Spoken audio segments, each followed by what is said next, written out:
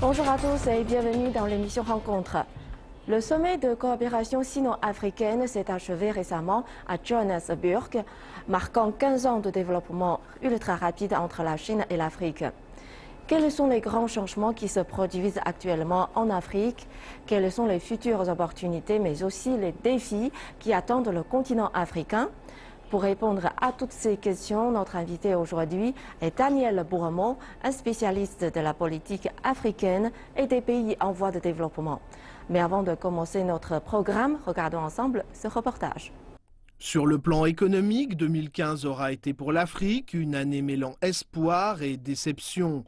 Au niveau des déceptions, le continent africain et surtout les pays exportateurs de marchandises ont souffert du ralentissement économique mondial et de la baisse du prix des matières premières. Les forts taux de croissance des dernières années ont commencé à s'éroder et de nombreux pays africains ont pris conscience de la nécessité d'une restructuration de leurs économies. Dans un registre plus positif, les nations africaines ont compris qu'elles devaient impérativement diversifier leurs économies, créer des synergies régionales et mondiales, plutôt que s'accrocher à un modèle de développement unique qui a trop longtemps freiné leur émergence économique. Globalement, la situation sécuritaire en Afrique est en net progrès. Guerre civile, conflits ethniques, élections frauduleuses et émeutes n'ont certes pas disparu du paysage mais sont en recul. Les transitions politiques pacifiques s'imposent petit à petit et de nombreux pays africains sont parvenus à imposer la stabilité politique. Aujourd'hui, les pays africains ont entamé leur marche vers l'industrialisation et déploient des efforts importants pour créer un environnement favorable aux investissements et se convertir dans l'industrie manufacturière. L'objectif de tous ces pays est de bâtir une industrie adaptée au pays et au territoire et de générer les millions d'emplois nécessaires au décollage de l'Afrique. Merci de nous retrouver. Aujourd'hui, nous sommes avec Daniel Bourremont. Vous êtes ancien vice-président en charge de la recherche scientifique à l'université Bordeaux 4. Et maintenant, vous êtes directeur du Centre Montesquieu de recherche politique et spécialiste de la politique africaine. Bonjour, monsieur Bourremont, et bienvenue dans notre émission. Bonjour, madame. Le sujet d'aujourd'hui, c'est sur l'Afrique. Donc, on sait que depuis la création du Forum Chine-Afrique, les médias français se sont montrés sceptiques envers la présence chinoise en Afrique et son influence grandissante. Par exemple, les problématiques africaines sont déjà devenues plus ou moins une influence sur les relations sino-françaises. Donc, généralement, comment voyez-vous les relations entre la Chine, l'Afrique et la France ? Tout dépend, oui, de quel point de vue on observe cette relation. Vous mentionniez les réserves que pouvait exprimer la presse française. C'est un point de vue qui n'est sans doute pas celui, je pense, politique ou diplomatique, qui n'est pas non plus celui des chefs d'entreprise, qui n'est pas nécessairement celui des universitaires. Il y a tout un discours sur la Chine en Afrique, qu'on voit notamment à travers la presse, qui est un discours un petit peu critique, et qui applique à l'égard de la Chine en Afrique un peu les mêmes catégories d'analyse que celles qu'on en a appliquées à l'égard des anciennes puissances coloniales. Au fond, la Chine est en train d'exploiter les richesses de l'Afrique et, comme c'est le cas pour un ouvrage qui vient de paraître, il y a une forme, au fond, de pillage des ressources. Et on voit qu'on a là les mêmes termes que ceux qui ont pu être utilisés à l'égard de la France, du Royaume-Uni ou des puissances coloniales à un moment donné. Je ne suis pas sûr que ce soit le point de vue, par exemple, des chefs d'entreprise, qui ont une approche, je dirais, en termes de concurrents, mais de concurrents qui s'inscrit dans une relation tout à fait normale. Dès lors qu'on est chef d'entreprise, il est normal qu'il y ait des concurrents.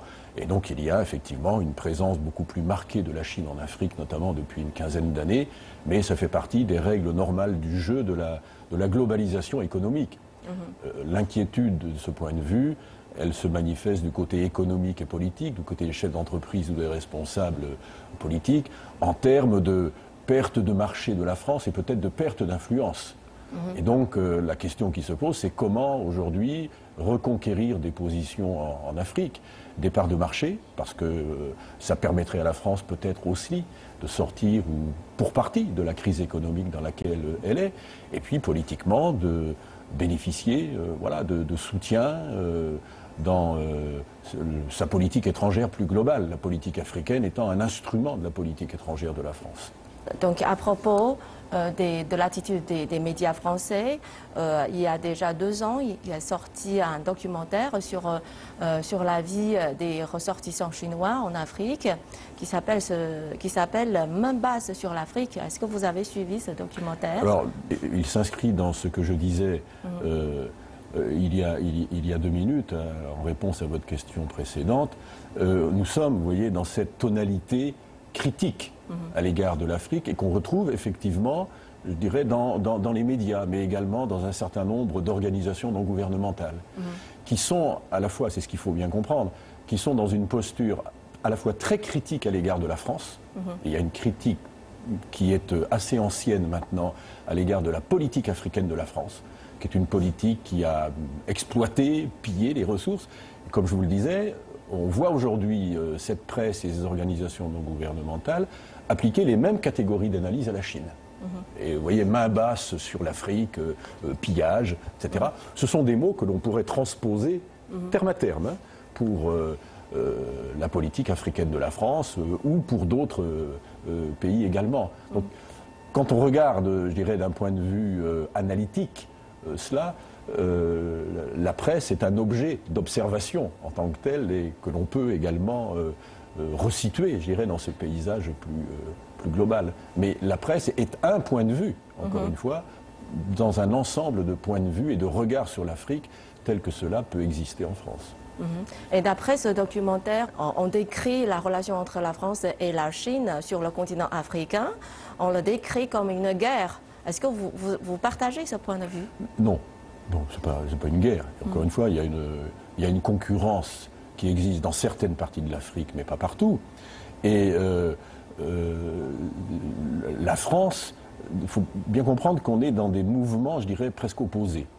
La Chine s'est intéressée à l'Afrique récemment, 15 ans à peu près, et on voit d'ailleurs les progrès gigantesques qu'a fait la percée, plus précisément de la Chine en Afrique, puisque on est aujourd'hui à 200 milliards de dollars d'échanges commerciaux entre la Chine et l'Afrique, c'est considérable, c'est le premier partenaire, alors que simultanément la France est au contraire dans une forme de retrait en Afrique. Depuis, disons, la fin de la guerre froide, depuis 20 ans, la France a modifié sa politique africaine, qui était une politique très offensive, au fond, très présente. La France était sans doute la puissance la plus présente en Afrique et la plus efficace. Au contraire, la France est dans une posture de retrait. Et donc, on a deux postures différentes. La Chine qui rentre en Afrique et qui investit, et la France qui se retire. Aujourd'hui, en 2016, le constat de la France, c'est qu'au fond, elle a perdu des parts de marché, elle a régressé. Et que cette régression est dommageable pour elle. Voilà, mais il n'y a pas pour répondre à votre question, le terme, me semble-t-il, est tout à fait abusif, il ne reflète pas la réalité. Il n'y a pas de guerre entre la Chine et la France en Afrique. Non. Et tout à l'heure, vous avez mentionné aussi que la France a perdu plus ou moins une part de marché en Afrique.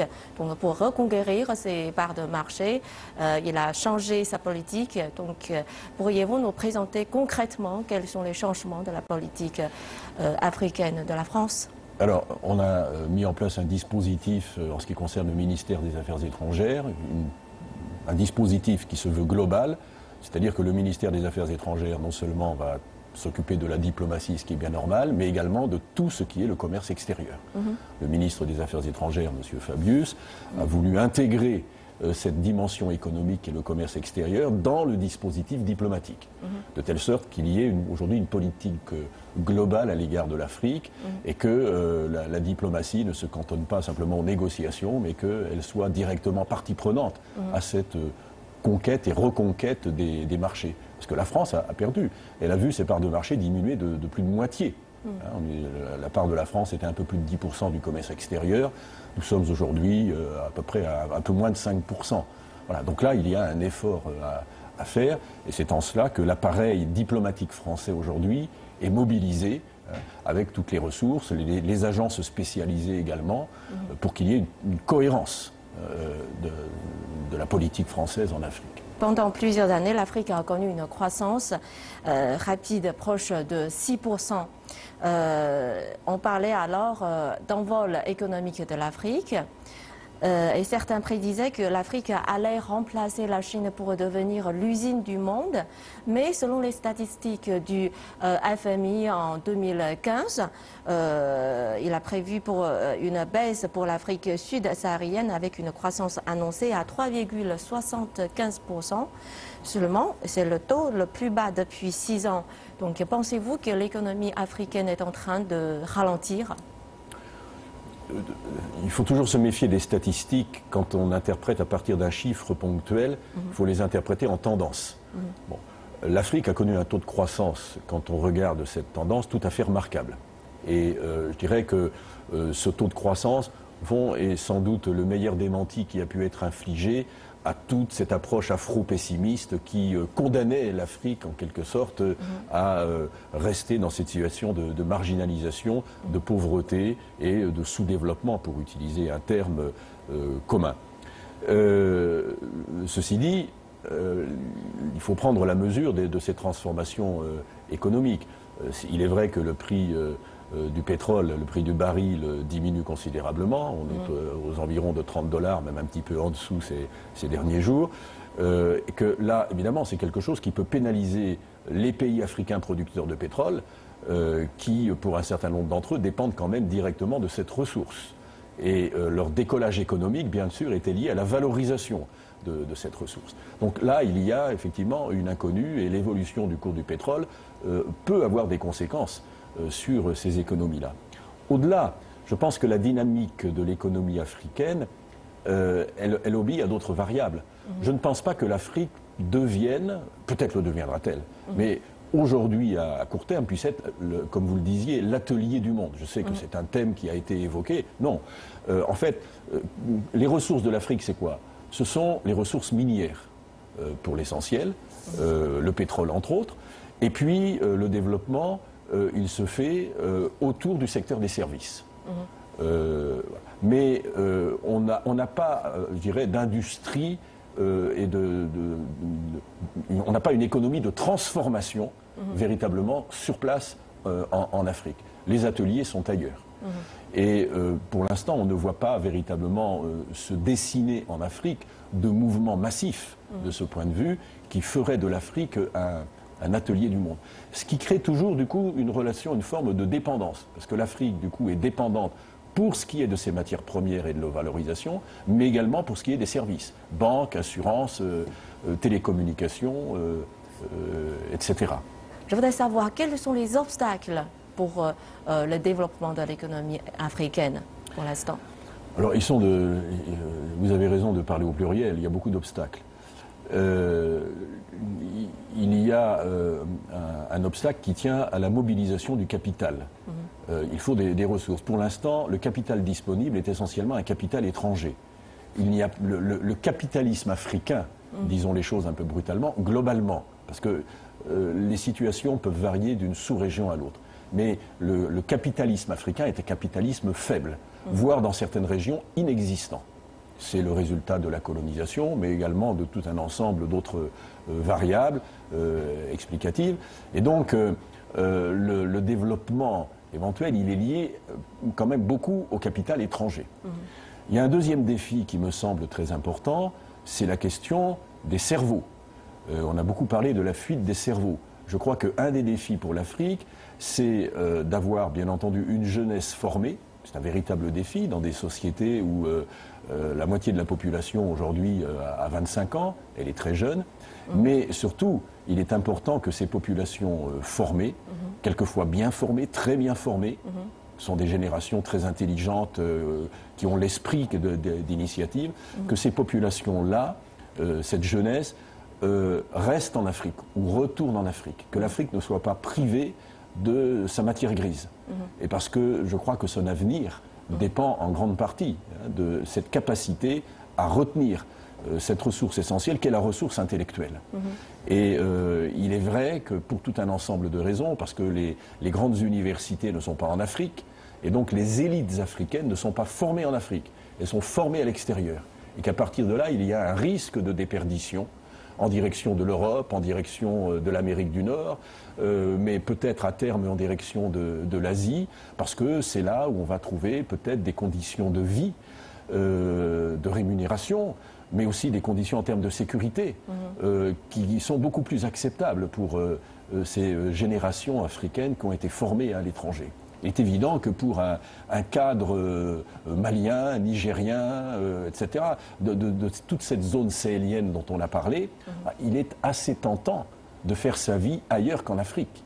Et donc vous voyez comment tout se tient. La question de la sécurité renvoie aussi à la capacité de l'Afrique à dynamiser son économie et donc à retenir ses cerveaux sur place. Donc tous ces obstacles se conjuguent, vous voyez, et le défi à peu près inconnu à ce jour, je dirais, pas simplement en Afrique, mais ailleurs, mais que l'Afrique a à surmonter, c'est qu'elle doit simultanément répondre à toutes ces questions. Et que si elle ne peut pas répondre à toutes ces questions, eh bien, au fond, c'est l'ensemble de sa situation qui se trouve fragilisée.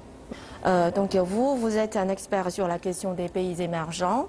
Selon vous, quel rôle a joué la Chine ces dernières années dans le développement et la mutation des pays émergents?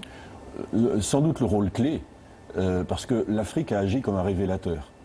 Dans le sens où chacun voit bien que le monde a changé depuis ce monde qui était bipolaire, dominé par les États-Unis et l'URSS, et qu'aujourd'hui, ce monde dominé par deux superpuissances, comme on disait à l'époque, est un monde aujourd'hui où il y a un grand nombre d'acteurs qui peuvent prétendre à un rôle absolument central dans, je dirais, le fonctionnement de l'ordre mondial, politique, économique.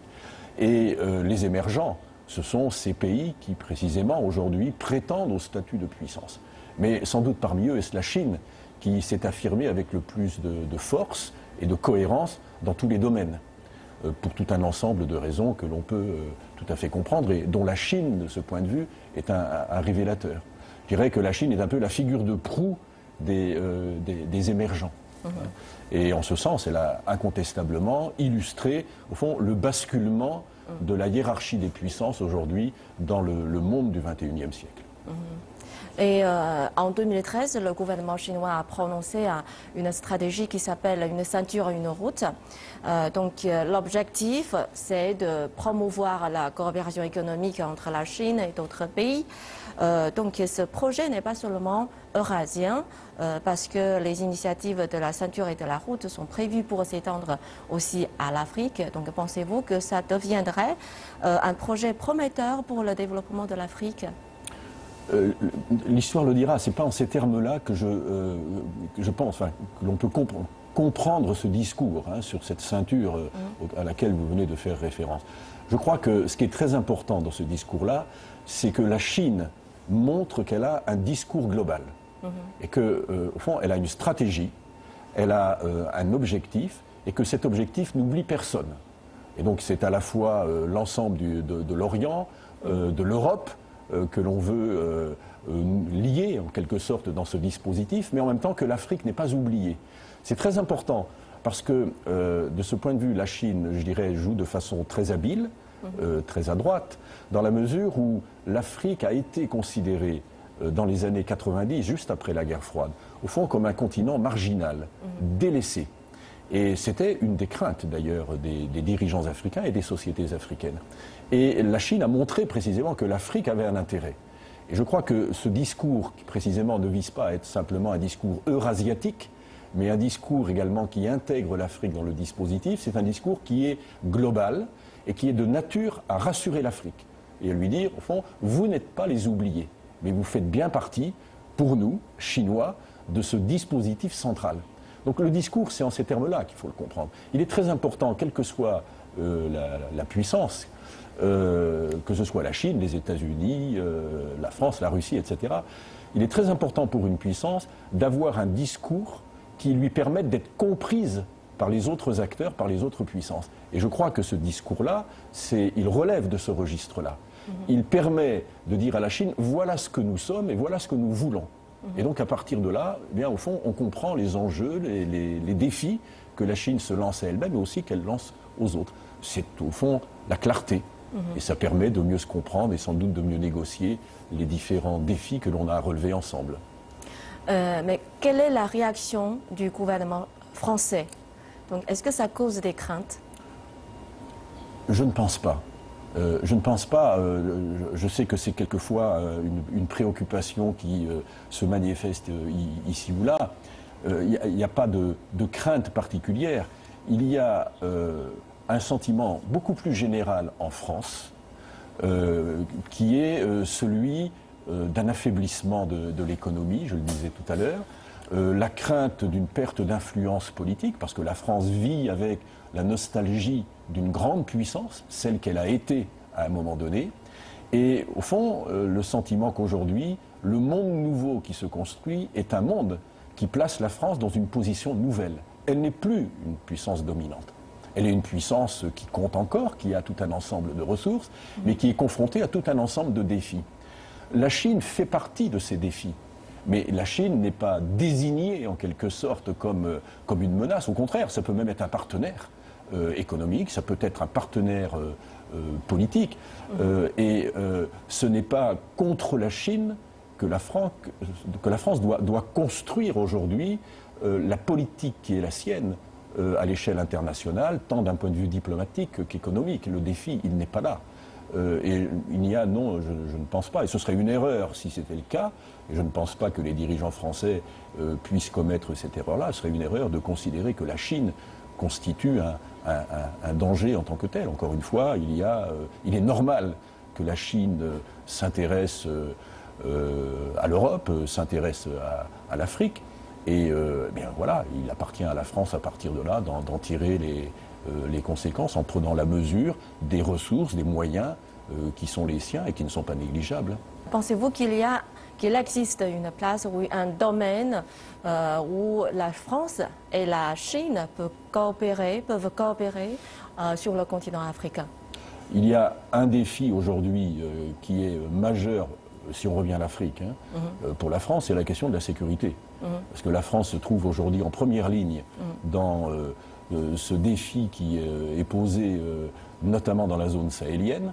Et la France a été obligée d'intervenir dans l'urgence au Mali, en République centrafricaine. La France peut avoir le sentiment d'être un peu le pompier qui est là pour régler des problèmes qu'elle ne peut pas régler seule.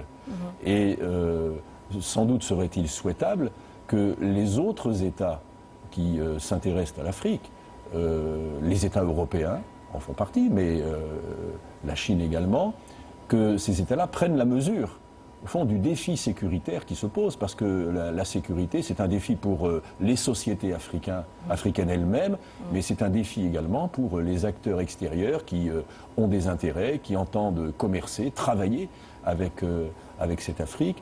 Et tout cela ne peut se réaliser que si, au fond, la sécurité est garantie. Et donc, peut-être là aussi, y a-t-il un champ de réflexion et de coopération à envisager et à mûrir. C'est une piste. D'accord. Et ces dernières années, en ce qui concerne la sécurité que vous avez mentionnée, la France a été toujours à l'avant-garde de la lutte contre le terrorisme, depuis l'envoi de troupes militaires au Mali, intervention en Syrie et en Irak. Pourtant, la France peine à enrayer l'influence du terrorisme. Comment l'expliquez-vous? Tout simplement parce que, me semble-t-il, le terrorisme renvoie à des explications très profondes et à des défaillances dans les régimes politiques africains, dans les États africains, qui font que ce ne sont pas des problèmes qui peuvent se régler comme ça rapidement et simplement par une intervention militaire.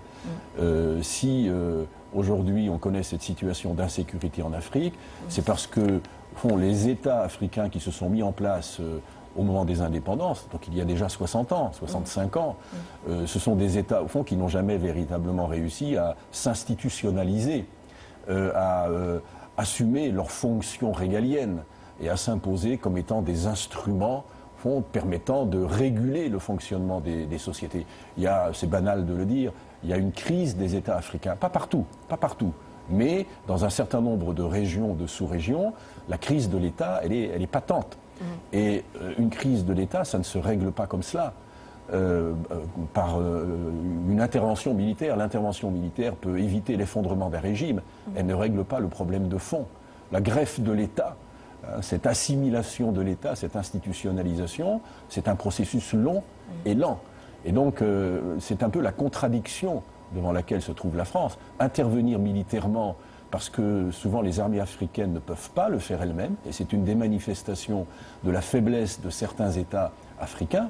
Mais en même temps, une fois qu'on a réglé cette question militaire immédiate, on se trouve devant les problèmes de fond que l'on vient d'évoquer, la crise de l'État, la compatibilité entre des projets culturels, des tentatives d'hégémonie politique et religieuse. On voit bien ici aujourd'hui l'islamisme dans ses différentes déclinaisons, avec cette volonté d'établir un dispositif ou une cohérence aujourd'hui dans toute cette Afrique sahélienne qui irait de Dakar à Djibouti. Comment cela pose un véritable défi culturel très profond dans des sociétés qui sont travaillées en profondeur par des forces religieuses anciennes et retravaillées aujourd'hui par des interprétations nouvelles de l'islam.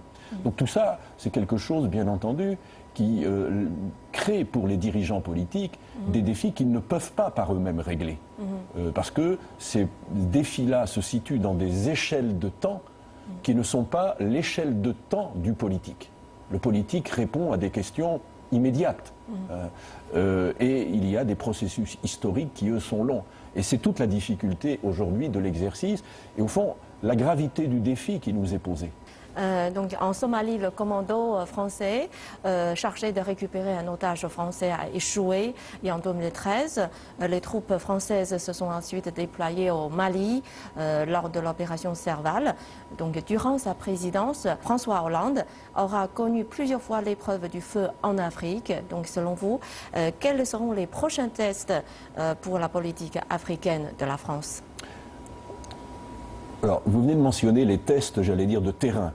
Vous avez raison, le Mali, la République centrafricaine, cette opération en Somalie qui visait à libérer un agent français et puis qui effectivement a échoué. Bon, là, nous sommes dans les opérations militaires d'urgence. Je crois que le défi auquel est confrontée la France aujourd'hui, c'est de trouver des alliés. La France ne pourra pas continuer à jouer le rôle qui est le sien, c'est-à-dire à être ce nouveau gendarme de l'Afrique, un peu obligé, contraint par la situation, tout simplement parce qu'elle n'en a pas les moyens. Elle n'en a pas les moyens. Ces armées sont impliquées aujourd'hui dans un ensemble de théâtres d'opérations, ce qu'on appelle dans le langage les OPEX, les opérations extérieures. Ça produit un étirement du dispositif militaire français. Ça crée des contraintes budgétaires, alors même que la France est confrontée à des exigences en matière de budget et de dépenses publiques de la part de l'Union européenne. Et donc il est impératif que, au fond, ce fardeau, aujourd'hui, soit partagé.